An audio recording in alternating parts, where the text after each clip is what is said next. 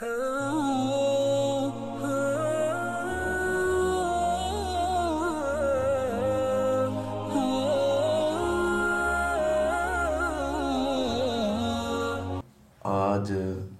ہمارا جو عنوان ہے وہ نماز کے طریقے کے بارے میں شروع ہوگا۔ یہ 2-3 دروس میں مکمل ہوگا، اور جس وقت یہ ہم پورا باب پڑھ لیں گے انشاءاللہ ہم پھر پریکٹیکلی طور پر بھی یہاں کر کے سارا دکھائیں گے، اور اس کے حوالے سے جو سوالات ہوں گے ان کو بھی واضح کیا جائے گا۔ اس باب کی پہلی حدیث ہے ابو ہریرہ رضی اللہ تعالی عنہ کی۔ فرماتے ہیں ان النبی صلی اللہ علیہ وسلم قال، نبی کریم صلی اللہ علیہ وسلم کا ارشاد ہے، اذا قمت الى الصلاة فاسبغ الوضوء، جب تم نماز کے لیے کھڑے ہو تو وضو مکمل کیا کرو۔ یعنی وضو کرنا تو فرض ہے، وضو کو مکمل کرنا بھی فرض ہے۔ وضو کو مکمل کرنے کا مطلب ہاتھ صحیح دھوئے جائیں، چہرہ صحیح دھویا جائے، ناک میں پانی صحیح طرح چڑھایا جائے، یعنی پورے اعضاء کو صحیح طور پر مکمل طور پر پانی سے تر کیا جائے۔ ثم استقبل القبلہ، پھر قبلہ رخ ہو جاؤ۔ نماز کے لیے قبلہ رخ ہونا بھی فرض ہے۔ ثم کبر، پھر اللہ اکبر کہو۔ ثم اقرأ ما تیسر معک من القرآن، پھر جو قرآن میسر ہے تمہیں آسانی سے پڑھ سکتے ہو وہ پڑھو۔ ثم ارکع، پھر رکوع کرو۔ حتی تطمئن راکعا، حتیٰ کہ اطمینان سے تمہارا رکوع ہو جائے۔ ثم ارفع، پھر اٹھو۔ حتی تعتدل قائما، حتیٰ کہ اعتدال سے آرام سے سیدھے کھڑے ہو جاؤ۔ ثم اسجد، پھر سجدہ کرو۔ حتی تطمئن ساجدا، حتیٰ کہ اطمینان سے سجدہ کر لو۔ ثم ارفع، پھر سجدے سے اٹھو۔ حتی تطمئن جالسا، حتیٰ کہ اطمینان سے بیٹھ جاؤ۔ ثم اسجد، پھر سجدہ کرو دوسرا۔ حتی تطمئن ساجدا، حتیٰ کہ اطمینان سے دوسرا سجدہ بھی کرو۔ ثم افعل ذلک فی صلاتک کلھا، یہ ایک رکعت کا طریقہ بتا دیا، ایسے ہی اطمینان سے اپنی ساری نماز ادا کرو۔ یہ حدیث 7 کتابوں میں، بخاری، مسلم، ابو داؤد، ترمذی، نسائی، ابن ماجہ، ساری کتابوں میں، اور صحیح بخاری میں اس حدیث کا نمبر ہے 793۔ اس حدیث کے نمبر کو یاد رکھو، 793 نمبر۔ اور یہ ایک مزید تفصیلی روایت ہے جس کا کچھ حصہ یہاں نقل کیا گیا۔ تفصیلی روایت کیا تھی کہ ایک صحابی آئے اور انہوں نے آ کر مسجد نبوی میں نماز پڑھی۔ آپ نے اسے نماز پڑھتے ہوئے دیکھا، وہ نماز پڑھ کے جانے لگا۔ اس نے سوچا کہ آپ بیٹھے ہیں، آپ سے مصافحہ کر لیا جائے، سلام لے لیا جائے۔ جیسے جماعت ہو چکی ہو، کوئی بعد میں آئے نماز پڑھ کے، کچھ لوگ ویسے ہی چلے جاتے ہیں اور کچھ امام سے، قاری صاحب سے مل کر جاتے ہیں۔ اس صحابی نے یہ سوچا کہ میں نے نماز پڑھ لی ہے، پیغمبر علیہ السلام کو سلام کرتے جاؤں۔ وہ آپ کے پاس آئے، سلام کیا، آپ نے جواب دیا، اس کے پوچھے بغیر آپ نے اسے کہا ارجع فصلی فإنک لم تصلی، جاؤ جا کے نماز پڑھو، تو نے نماز پڑھی نہیں۔ یہ لفظ غور کیجئے، آپ نے یہ نہیں کہا کہ تو صحیح نہیں پڑھی، پڑھی تو ہے اس نے، چاہے جیسی بھی پڑھی ہے، پڑھی تو ہے، حدیث میں ہے۔ آپ نے کہا ارجع فصلی فإنک لم تصلی، جاؤ جا کے نماز پڑھو، تو نے پڑھی کوئی نہیں۔ انہوں نے اپنی پڑھی کو نہ پڑھی شمار کر کے دوبارہ پڑھ دی، اور پھر پوری نماز پڑھ کے آپ کے پاس پھر سلام کر کے جانے لگے تو آپ نے پھر کہا ارجع فصلی فإنک لم تصلی، جاؤ جا کے نماز پڑھو، تو نے پڑھی کوئی نہیں۔ انہوں نے جا کر پھر نماز پڑھی۔ غور کیجئے ان صحابہ کا ایمان کس قدر زیادہ تھا، اور ان کی اطاعت، فرما برداری اور آپ کی بات کو ماننے کا جذبہ کس قدر زیادہ تھا۔ ایک پڑھ رہا ہے اور آ کر آپ سے سلام لے رہا ہے، آپ کہہ رہے ہیں نہیں پڑھی، آگے سے وہ یہ بحث نہیں کر رہا اللہ کے نبی علیہ السلام شاید آپ کو نظر نہ آیا ہو، شاید آپ باتوں میں لگ گئے ہو، اس کنارے میں جو پڑھ رہا تھا میں ہی تو پڑھ رہا تھا، چلیں پہلے تو آپ کو نہیں سمجھ آئی، اب تو آپ نے کہا اور میں نے آپ کی بات مانی اور میں پڑھ کے آیا ہوں، آپ نے دیکھا نہیں، پہلے پڑھی تھی، دیکھیں خود عمل کیا، لیکن نبوت کی زبان نے کہا نہیں کیا، تو ظاہری طور پر انہوں نے اپنے آپ کو کیا کہا؟ غلط۔ ہاں ٹھیک ہے میں نے کیا بھی ہے، لیکن پیغمبر کہہ دے نہیں کیا تو میں مان لیتا ہوں نہیں کیا۔ دوبارہ بھی ایسا ہوا، تیسری مرتبہ بھی ایسا ہوا۔ جب تیسری مرتبہ آپ نے دوبارہ پڑھائی اس کو تو پھر وہ آئے تو آپ نے پھر یہی کلمہ کہا۔ اچھا آپ نے بار بار اس کو کیوں پیچھے بھیجا؟ سمجھانے کے مختلف انداز ہوتے ہیں۔ اب اس آدمی میں بھی سمجھنے کی تڑپ بہت بڑھ جائے گی، جو 3 مرتبہ نماز پڑھ لے اور آپ کہہ رہے پڑھی نہیں، اب وہ پوری توجہ سے غور کرے گا کہ میری غلطی کیا ہے، اور جو ساتھ بیٹھے ہوئے افراد ہیں وہ بھی سمجھیں گے، غور کریں گے، یار پڑھ تو رہا ہے، قیام رکوع سجدہ تشہد سب کچھ کر تو رہا ہے، آپ کیوں کہہ رہے ہیں؟ آخر کو پیچھے وجہ ہے کہ پیغمبر علیہ السلام اس کو بار بار پڑھا رہے۔ جب 3 مرتبہ وہ پڑھ چکے تو انہوں نے پھر ہاتھ کھڑے کر دیے، یعنی کہنے لگے اے اللہ کے نبی علیہ السلام آپ ہی مجھے سکھا دیں، اس سے اچھی نماز میں نہیں پڑھ سکتا، مجھے نہیں آتی۔ وہ سمجھ گئے کہ پڑھ تو رہا ہوں لیکن نبی علیہ السلام کی مرضی کے مطابق پڑھ نہیں رہا، تو گویا کہ آپ کہنا چاہتے ہیں میری مرضی کے مطابق پڑھ۔ پھر انہوں نے پوچھا کہ مجھے نماز پڑھانے کا طریقہ بتا دیں، طریقہ سمجھا دیں۔ اس وقت آپ نے یہ حدیث ارشاد فرمائی۔ آپ نے کیا کہا؟ نماز کے لیے کھڑے ہو تو وضو کرو، اور پورا وضو کرو، اور پھر قبلہ رخ ہو جاؤ، اللہ اکبر کہو، پھر جو قرآن میسر ہے پڑھو، اس کا مطلب فاتحہ پڑھنا بھی ضروری ہے، پھر رکوع میں جاؤ۔ ان کی غلطی کیا تھی اس صحابی کی؟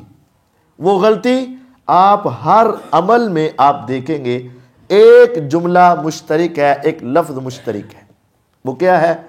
آپ رکوع کرو حتیٰ کہ اطمینان سے رکوع کرو، رکوع سے سر اٹھاؤ تو اطمینان کے ساتھ کھڑے ہو جاؤ، سجدے میں جاؤ تو اطمینان کے ساتھ سجدہ کرو، سجدے سے اٹھو تو اطمینان کے ساتھ بیٹھ جاؤ، پھر سجدہ کرو تو اطمینان سے سجدہ کرو۔ حقیقت میں وہ صحابی رضی اللہ عنہ یہ تمام کام کر رہے تھے، لیکن انہوں میں اطمینان نہیں تھا، جلد بازی تھی۔ رکوع میں گئے، ابھی کمر صحیح طور پر سیدھی نہیں ہوئی تو اٹھ کھڑے ہوئے، ابھی صحیح طور پر اٹھے نہیں تھے تو سجدے میں چلے گئے، ابھی صحیح طور پر ساری ہڈیاں آدھا اپنی جگہ پر ٹکے نہیں تھے تو اٹھ کھڑے ہوئے، جب اٹھے تو ابھی صحیح طور پر بیٹھے نہ تھے تو دوسرے سجدے میں چلے گئے۔ ان کی یہ بے اعتدالی، عدم اطمینان، عدم سکون ان کی نماز کی بربادی کا سبب تھا۔ آپ نے ان کو کہا تھا تیری نماز ہی نہیں، اور آج بہت سارے افراد اسی طرح کی نماز پڑھ رہے ہیں۔ غصہ نہ کیجئے گا، ہمارے ملک میں ایک قوم ایسی ہے، میجورٹی ایسی ہے جو کبھی نماز نہیں چھوڑتے۔ کون؟ پٹھان۔ یقین جانیے ان کی یہ صفت سب سے بڑھ کر ہے۔ آپ دیکھیں گے کوئی جوتے پالش کرنے والا بھی ہے، وہ بھی مسجد میں آ کے نماز پڑھ رہا ہے۔ کوئی بھی پٹھان ہے، میں نے تو بے نماز نہیں دیکھے، سب اکثریت کہہ لیں یا 90%، 95% نمازی نظر آئیں گے۔ لیکن افسوس یہ ہوتا ہے کہ شیطان نے ان کے اوپر ایسا حملہ کیا کہ ان کی نمازیں اکثر کی برباد کر کے رکھ دی۔ وہ بھی اور ہمارے ہاں نماز تو پڑھی جا رہی ہے لیکن اطمینان سے قیام نہیں ہے۔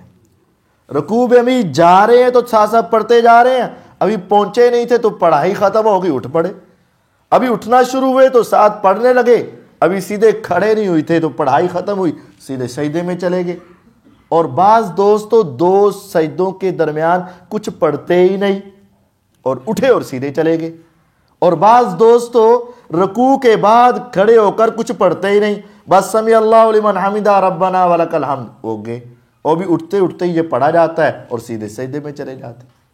یہ کس قدر بڑی حدیث ہے کہ ایک صحابی نبی علیہ السلام کے چہرے کا دیدار کرنے والے، مسجد نبوی کے اندر نماز پڑھنے والے، پیغمبر علیہ السلام کے سامنے ایک نہیں، دو نہیں، 3 مرتبہ نماز پڑھنے والے، لیکن جب ان کے اندر اطمینان نہیں تھا، اعتدال نہیں تھا، سکون نہیں تھا، پڑھائی ساری تھی، قیام رکوع سجدہ رکعت برابر پوری تھی، لیکن اطمینان نہیں تھا، آپ کہہ رہے تھے کہ ارجع فصلی فإنک لم تصلی، جاؤ جا کے نماز پڑھو، تو نے نماز پڑھی نہیں۔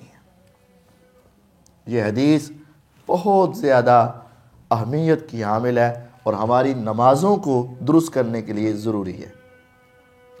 اب رکوع میں سجدے میں کتنا ہونا چاہیے وہ اگلی حدیث میں آ گیا، اور مسند احمد میں، ابن حبان میں یہ الفاظ ہیں فَأَقِمْ صُلْبَكَ حَتَّى تَرْجِعَ الْعِظَامُ، جب تم نے کھڑا ہونا ہے رکوع سے بعد اتنا سیدھا ہو جاؤ کہ ساری ہڈیاں بالکل ایسے واپس آ جائیں، سیدھی ہو جائیں۔ بعض لوگ ایسے رکوع میں گئے اور ابھی پورے گئے نہیں تو اٹھے، ابھی ایسے پورے ایسے ہوتا ہے اٹھنا، ابھی یہاں تک پہنچے تو سجدے کی طرف چلے گئے۔ آپ نے ان کو کہا فَأَقِمْ صُلْبَكَ، اپنی کمر کو سیدھا کر، حَتَّى تَرْجِعَ الْعِظَامُ، حتیٰ کہ تمہاری ہڈیاں ساری واپس آ جائیں۔ پھر آپ نے ایک اور حدیث، امام ابن حجر العسقلانی بڑی عظیم روایت نقل کرتے، ابو حمید الساعدی رضی اللہ عنہ، یہ صحابی دوسری روایت میں تفصیل ہے بعد میں مسلمان ہوئے، اور انہوں نے نبی علیہ الصلوۃ والسلام کی زندگی کے بعد، اس دنیا سے جانے کے بعد، صحابہ کی ایک محفل اور مجلس لگی ہوئی، اور اس میں 10 صحابہ موجود ہیں، 10 صحابہ موجود ہیں۔ ابو حمید ساعدی رضی اللہ عنہ جا کے ایک بات کہنے لگے کہ انا اعلمکم بصلاۃ رسول اللہ صلی اللہ علیہ وسلم، تم سب سے زیادہ مجھے نبی علیہ السلام کی نماز کے طریقے کا پتہ ہے۔ انہوں نے کہا جا جا کام کر، پہلے ہم مسلمان ہوئے، زیادہ ہم نے دیکھی، تو تم کیسے ہم سے زیادہ جان سکتے ہو؟ پھر انہوں نے کہا چل سنا، بتا ہمیں، کہ پتہ چل جاتا ہے ابھی کہ تمہیں ہم سے زیادہ پتہ ہے کہ نہیں، کون سی بات ہے جو تمہیں زیادہ معلوم ہے؟ انہوں نے پھر بتایا، انہوں نے کہا رأیت رسول اللہ صلی اللہ علیہ وسلم، میں نے رسول اللہ صلی اللہ علیہ وسلم کو دیکھا تھا، اذا کبر جعل یدیہ حذو منکبیہ، جب آپ نماز شروع کرتے وقت اللہ اکبر کہتے تو اپنے ہاتھ اپنے دونوں کندھوں کے برابر کرتے۔ ہاتھوں کو اٹھانے کے حوالے سے دو روایات ہیں، ایک یہ حدیث ہے، ایک بعد میں آ جائے گی، یہ حدیث صحیح بخاری میں ہے اور وہ حدیث صحیح مسلم میں ہے۔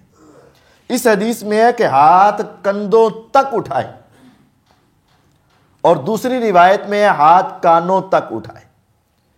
کانوں تک اور کندھوں تک، یہ دونوں ہی حدیثیں صحیح ہیں، دونوں ٹھیک ہے، کانوں تک اٹھا لو، کندھوں تک اٹھا لو، دونوں ٹھیک ہے، لیکن کانوں کو لگانا یہ کسی حدیث سے ثابت نہیں ہے۔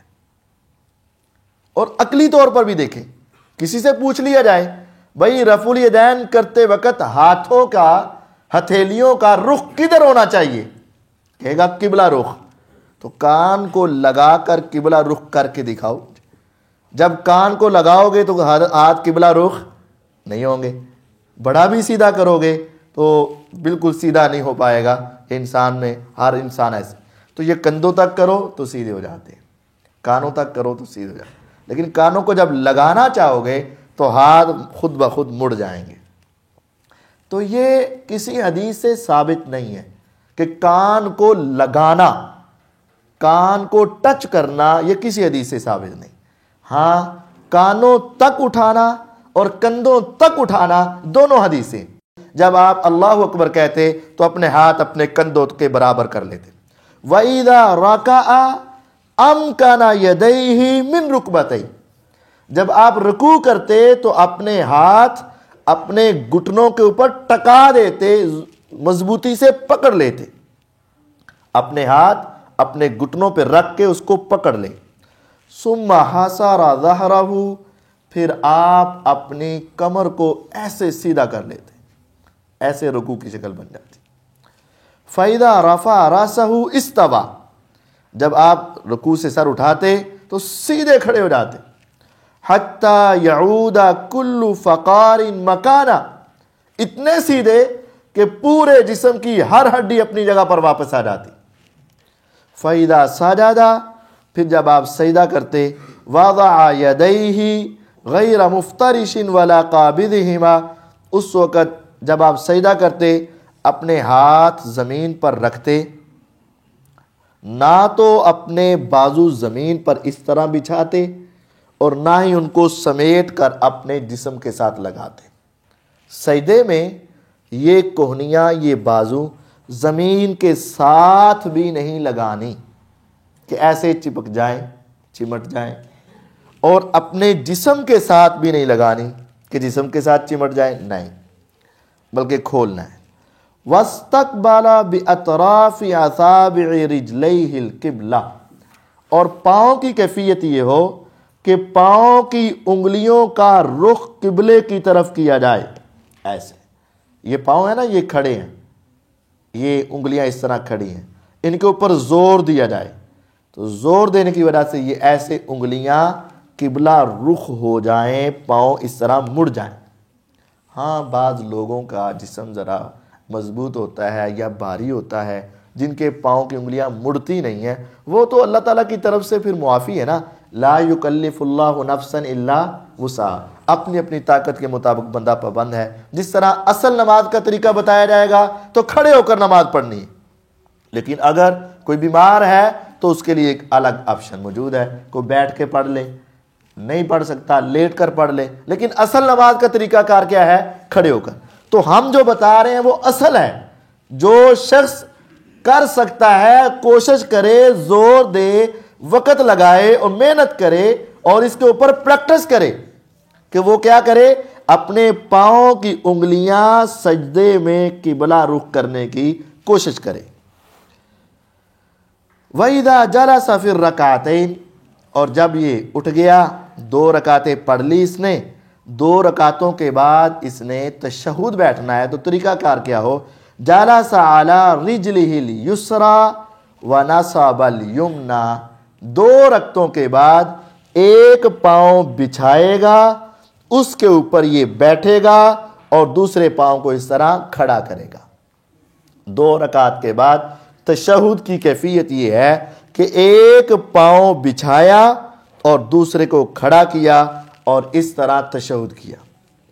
وَإِذَا جَلَسَ فِي الرَّكْعَةِ الْآخِرَةِ، جب آخری رکعت ہو، تیسری مغرب کی یا چوتھی عشاء کی، ظہر کی آخری رکعت ہو، اس میں جب تشہد کرنا ہے تو اس کا طریقہ پہلے تشہد سے مختلف ہے۔ ہمارے بعض دوست تمام تشہد ایک طریقے سے کرتے ہیں کہ پاؤں کے اوپر بیٹھ گئے اور پاؤں کھڑا کیا، بس۔ نہیں، جو سلام والا تشہد ہے اس کا طریقہ الگ ہے، اور وہ طریقہ کار کیا ہے، وَإِذَا جَلَسَ فِي الرَّكْعَةِ الْآخِرَةِ، جب آخری رکعت میں بیٹھتے، قَدَّمَ رِجْلَهُ الْيُسْرَى، الٹا پاؤں آگے نکال دیتے۔ پہلے تو اس پاؤں پر بیٹھے ہوئے تھے اور یہ پاؤں کھڑا تھا اس طرح کر کے، لیکن اب پاؤں اس طرح آگے کر دینا ہے اور یہ کھڑا کرنا ہے اور خود زمین پر بیٹھنا ہے۔ قدم رجلہ الیسرا، الٹا پاؤں آگے کیا، ونصب الاخرى، سیدھا پاؤں کھڑا کیا، وقعد علی مقعدتہ، اور آپ اپنی سرین پر بیٹھ گئے، زمین پر بیٹھ گئے۔ اخرجہ البخاری، یہ حدیث صحیح بخاری میں ہے، 828 نمبر حدیث ہے صحیح بخاری میں۔ تو یہ نبی کریم صلی اللہ علیہ وسلم کے قیام، رکوع، سجدہ اور دونوں تشہدوں کا ذکر اس میں موجود ہے۔ یہ تو 2 روایات تھی جو ہم نے کام کرنے ان کے حوالے سے۔ اب آگے روایات آ رہی ہیں جو پڑھائی کرنی ہے اس کے حوالے سے۔ جب نماز شروع کرتے ہیں تو اس وقت سورۃ الفاتحہ سے پہلے دعائے استفتاح پڑھی جاتی ہے۔ اس کو مختلف انداز میں نبی کریم صلی اللہ علیہ وسلم پڑھا کرتے تھے، مختلف دعائیں تھیں۔ سب سے چھوٹی دعا اللہ اکبر کبیرہ والحمد للہ کثیرہ وسبحان اللہ بکرۃ واصیلا۔ اس سے آگے جو ہمارے ہاں مشہور ہے، سبحانک اللہم وبحمدک وتبارک اسمک وتعالی جدک ولا الہ غیرک۔ لیکن اس کے سوا، اس کے علاوہ بھی کوئی دعائیں ثابت ہیں، ہمیں وہ بھی یاد کرنی چاہیے اور کبھی کبھی وہ بھی پڑھنی چاہیے۔ وہ کیا ہے؟ وعن علی بن ابی طالب رضی اللہ عنہ، سیدنا علی بن ابی طالب رضی اللہ تعالی عنہ یہ حدیث بیان کرتے ہیں، الرسول اللہ صلی اللہ علیہ وسلم، کہ اللہ کے رسول صلی اللہ علیہ وسلم نے ارشاد فرمایا، ان کے بارے میں کہتے ہیں، انہ کان اذا قام الی الصلاۃ، جب آپ نماز پڑھانے کے لیے کھڑے ہوتے، قالا، تو آپ یہ دعا پڑھتے، وجہت وجہی للذی فطر السماوات والارض حنیفا وما انا من المشرکین ان صلاتی ونسکی ومحیای ومماتی للہ رب العالمین لا شریک لہ وبذالک امرت وانا من المسلمین۔ یہ قرآن مجید کی آیات کو جوڑا گیا ہے۔ پھر آپ آگے یہ دعا پڑھتے، اللہم انت الملک لا الہ الا انت انت ربی وانا عبدک، اور سید الاستغفار جو ہے وہ سارے ہی پڑھ دیتے، یعنی مختلف دعائیں پڑھتے۔ تو یہ 2 دعائیں جو جوڑ کر بنائی گئی ہیں، نبی علیہ الصلوۃ والسلام، ایک قرآنی آیات، وجہت وجہی للذی فطر السماوات والارض، میں نے اپنے چہرے کو اس ذات کی طرف متوجہ کیا جس نے آسمان و زمین کو پیدا کیا، حنیفہ، میں اس اللہ کی طرف یکسو ہو چکا ہوں، مجھے کسی اور کی ضرورت نہیں، وما انا من المشرکین، میں مشرکوں میں سے نہیں ہوں، کبھی اس کے در پہ، کبھی اس کے در پہ، کبھی اس کے در پہ، کبھی اس کے در پہ نہیں۔ ان صلاتی و نسکی و محیایا و مماتی للہ رب العالمین، میری نماز، میری قربانی، میرا جینا، میرا مرنا اللہ کے لیے ہے جو رب ہے تمام جہانوں کا، لا شریک لہ، جس کا کوئی شریک نہیں، وَبِذَالِكَ أُمِرْتُ، اور اللہ کی طرف سے مجھے یہی حکم ہوا ہے کہ میں کہہ دوں کہ سب کچھ میرا اللہ کے لیے، وَأَنَا مِنَ الْمُسْلِمِينَ، اور میں بھی مسلمانوں میں ہوں۔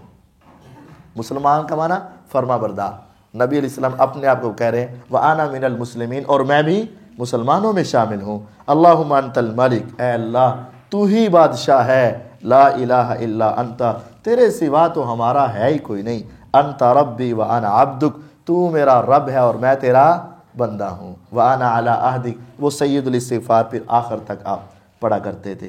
تو نماز کے شروع میں آپ یہ دعا بھی پڑھ سکتے ہیں، لیکن یہ اس وقت ہے جب آپ نماز اکیلے پڑھ رہے ہو۔ اگر آپ جماعت کروا رہے ہیں، آپ اتنی لمبی دعائیں شروع کر دیں گے تو پیچھے والے پریشان ہو جائیں گے۔ جب جماعت کروانی ہے تو نماز مختصر ہونی چاہیے، اس وقت چھوٹی دعا پڑھنی چاہیے۔ جب آپ اکیلے نفل پڑھ رہے ہیں، فرض پڑھ رہے ہیں، تہجد پڑھ رہے ہیں، کوئی بھی نماز پڑھ رہے ہیں، اس وقت آپ یہ دعا بھی پڑھ سکتے ہیں۔ نبی علیہ السلام یہ دعا پڑھا کرتے تھے۔ اچھا، ایک اور بڑی خوبصورت دعا جو پیغمبر علیہ السلام اکثر طور پر اپنے فرائض والی نماز میں پڑھا کرتے تھے، جماعت والی نماز میں۔ وعن ابی ہریرہ رضی اللہ تعالی عنہ، ابو ہریرہ رضی اللہ عنہ فرماتے ہیں کان رسول اللہ صلی اللہ علیہ وسلم اذا کبر للصلاة سکت ہنیہۃ قبل ان یقرأ، رسول اللہ صلی اللہ علیہ وسلم جب نماز کے لیے اللہ اکبر کہتے نا تو تھوڑی دیر خاموش رہتے۔ اب الفاظ پہ غور کرنا ہے آپ نے، ساکاتا، ساکت، خاموش، آپ خاموش رہتے تھوڑی دیر، قبل ان یقرأ، اونچی آواز میں قرات کرنے سے پہلے تھوڑی دیر آپ کیا کرتے؟ خاموش رہتے۔ فسألتہ، میں نے آپ سے پوچھا، کیا پوچھا؟ میں نے پوچھا اے اللہ کے نبی علیہ السلام، جو آپ تھوڑی دیر خاموش رہتے ہیں، آپ کی آواز نہیں آتی، اس وقت آپ کیا پڑھتے ہیں؟ خاموش کا لفظ بھی آیا اور پڑھنے کا لفظ بھی آیا۔ سوال دیکھیں ذرا، میں نے پوچھا کہ آپ اتنی دیر خاموش رہ کر کیا پڑھتے ہیں؟ اگر خاموش ہے تو پڑھنا نہیں ہوتا، اگر پڑھنا ہے تو خاموشی نہیں ہے۔ اصل میں عربی زبان میں اگر کسی کی آواز نہیں آ رہی تو اس کو بھی کیا سمجھا جاتا ہے؟ خاموشی سمجھا جاتا ہے۔ جیسے ہم بچوں کو کہتے ہیں خاموش، کسی کی آواز نہ آئے، لیکن وہ اپنے منہ میں اذکار تو کر سکتا ہے نا کہ آواز نہ آئے بس، تو اس کو خاموشی ہی سمجھا جائے گا، خاموشی ہی سمجھا جائے گا۔ تو نماز میں فارغ تو کھڑے ہونا ہی نہیں کہ اس طرح بس منہ باندھ کے کھڑے ہو جائیں، نہیں، کچھ نہ کچھ تو پڑھنا تھا، امام نے خصوصاً۔ تو آپ کو پوچھا گیا کہ آپ خاموش رہ کر کیا پڑھتے ہیں؟ آپ نے فرمایا اقولو، میں کہتا ہوں اللہم باعد بینی و بین خطایای کما باعدت بین المشرق والمغرب۔ اللہ اکبر، اے اللہ میرے اور میرے گناہوں کے درمیان اتنا فاصلہ کر دے جتنا مشرق سے لے کر مغرب کا فاصلہ ہے، یعنی مجھے گناہوں سے اتنا دور کر دے کہ مجھے گناہ سے نفرت ہو جائے، اور جو ہو چکے وہ اتنا معاف کر کے دور کر دے کہ میرا اور اس کا فاصلہ مشرق و مغرب کا ہو جائے۔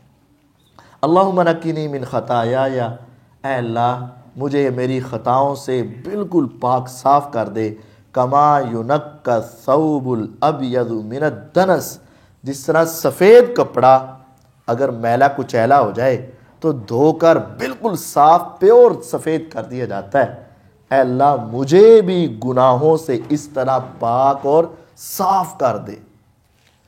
اللہم اغسلنی من خطایای بالماء والثلج والبرد، اے اللہ میری غلطیوں کو پانی سے، برف سے، اولوں سے دھو ڈال دے۔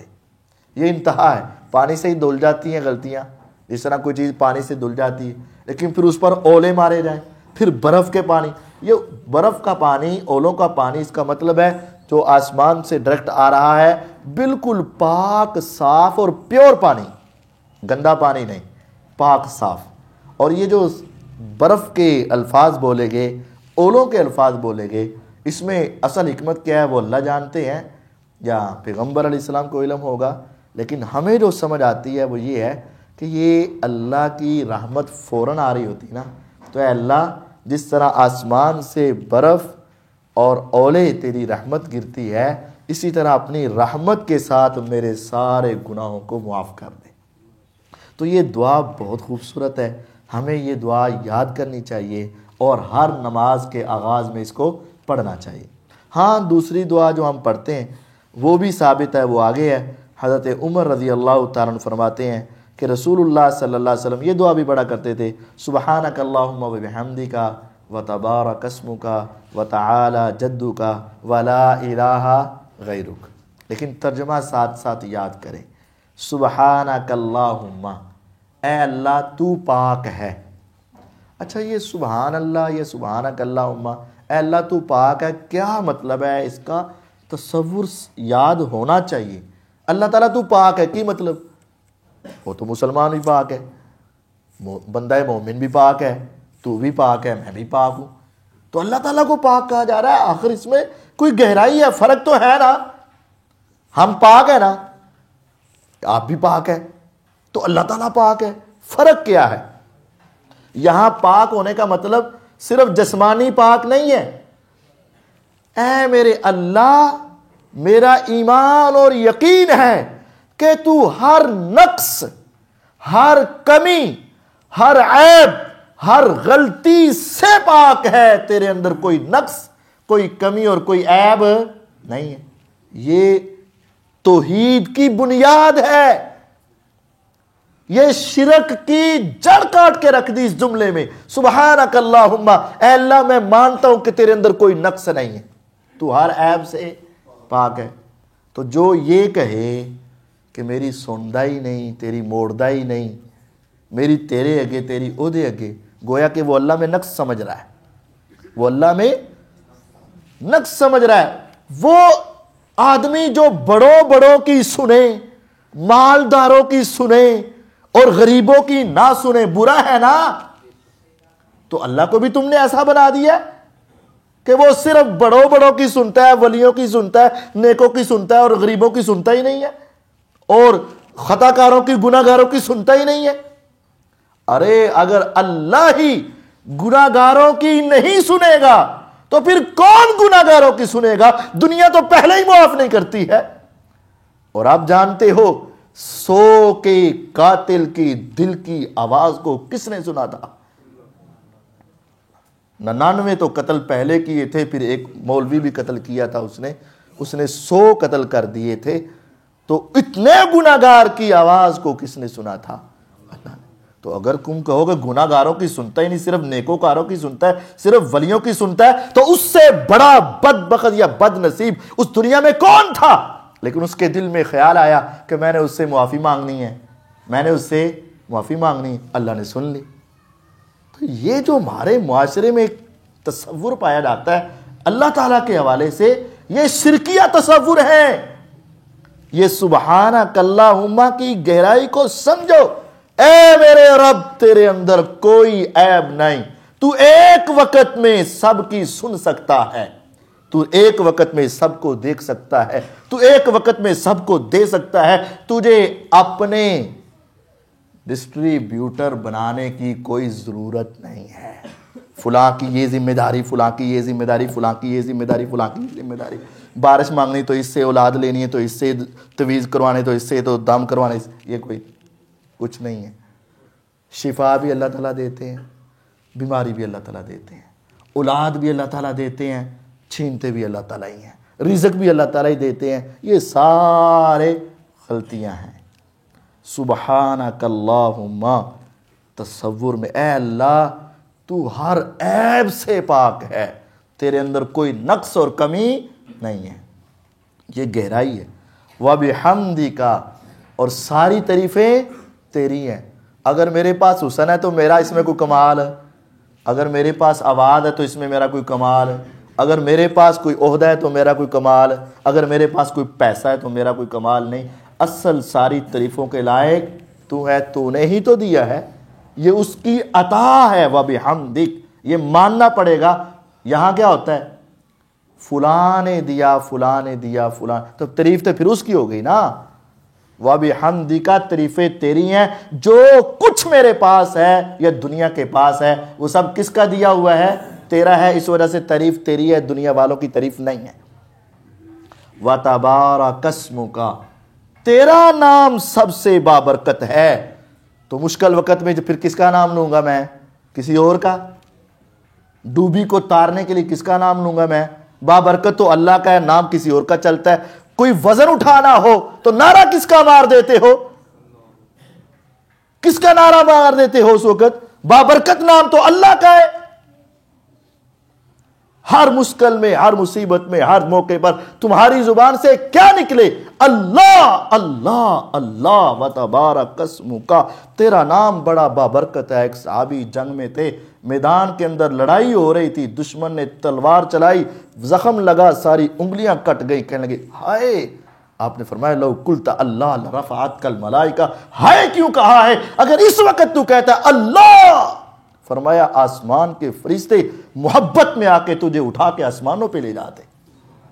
اللہ کا نام، وَتَبَارَكَ اسْمُكَ، تیرا نام بابرکت ہے۔ میں جب بھی لوں گا تو کس کا نام لوں گا؟ تیرا نام لوں گا۔ پڑھتے جا رہے ہیں اور نام کسی اور کے لیے جا رہے ہیں۔ گاڑی کے پیچھے بھی لکھا ہوتا ہے، نام کسی اور کا چل رہا ہے، نہیں نہیں۔ وَتَبَارَكَ اسْمُكَ، تیرا نام سب سے بابرکت ہے۔ وَتَعَالَى جَدُّكَ، اور تیری شان سب سے بلند ہے، تجھ سے بلند کسی کی شان نہیں۔ وَلَا إِلَٰهَ غَيْرُكَ، اور تیرے سوا تو ہمارا کوئی معبود ہے ہی نہیں۔ تو جب یہ وعدہ کر کے نماز شروع کرتے ہو تو اس وعدے پہ قائم رہنا بھی ضروری ہے، اس وعدے کی لاج رکھنا بھی ضروری۔ تو یہ دعا بھی ثابت ہے، اس کو پڑھا جائے اور اس کے کلمات الفاظ پہ غور کیا جائے۔